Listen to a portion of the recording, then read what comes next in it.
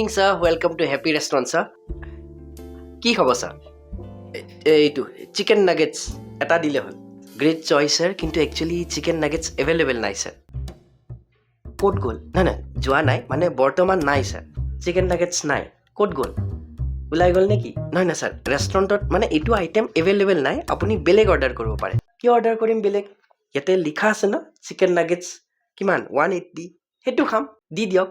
নহয় sir, available নাই। আপুনি বেলেগ আইটেম আমাৰ ট্ৰাই কৰিব পাৰে। আমাৰ স্পেচিয়েল ডিছ আছে। আপোনাৰ চিকেন বাটাৰ মছলা খাব পাৰে, ভাল হয়। কিয় চিকেন বাটাৰ মছলা খাম? মোৰ চিকেন নাগেটছ খাবলৈ মন ন।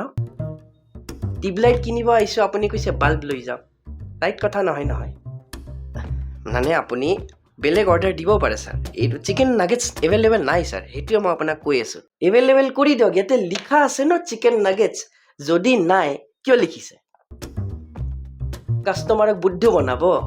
নাই, বুদ্ধ বনোৱাৰ কাৰণে নহয়। একচুৱেলি মানে আপুনি বেলেগ অৰ্ডাৰ কৰি দিয়ক। Why would I do that? মানে ইয়াতে লিখা আছে ন চিকেন নাগেটছ, মই সেইটোৱে খাম। যদি নাই, মোক বনাই কিনে ৰেডি কৰি দিয়ক এতিয়াই। নহ'ব ছাৰ, আই এম চৰি।